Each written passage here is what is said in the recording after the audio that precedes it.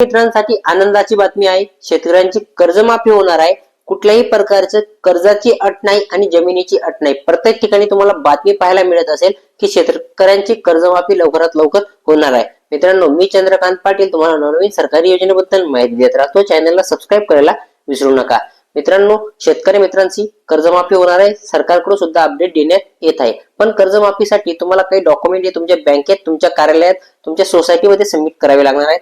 काय डॉक्युमेंट आहेत मी पुढील प्रमाणे सांगतोय.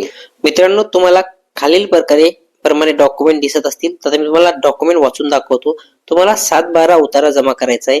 ज्या 7/12 वरती तुमचं कर्ज असेल आणि कर्ज हे दिसत असेल तो 7/12 उतारा, सोबत तुमचं आधार कार्ड. आता महत्वाचा अपडेट काय, अपडेट केलेला जन्म दिनांक पूर्ण पाहिजे व मोबाईल क्रमांक त्याला लिंक पाहिजे. हे आधार कार्ड तुम्हाला जमा करायचं आहे.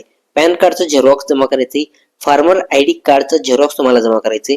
आता हे महत्वाचं आहे मित्रांनो, हे जे तुम्हाला नाव दिसत असेल गोंडगाव जेडीसीसी बँकेचे संगणकीय पासबुक झेरॉक्स आवश्यक. हे जे आहे तर हे गोंडगाव नाव सोडून द्या तुम्ही.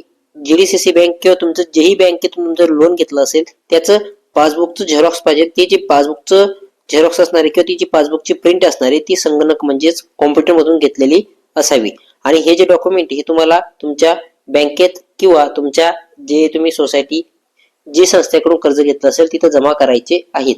प्रत्येक शेतकरीला हा लाभ घ्यायचा आहे आणि सोबतच आपल्या चॅनलला सबस्क्राईब करायचं आहे, जेणेकरून तुम्हाला पुढील अपडेट मिळत राहतील. आणि हे डॉक्युमेंट लवकरात लवकर तुमच्या बँकेत, सोसायटीमध्ये जमा करायचे आहेत.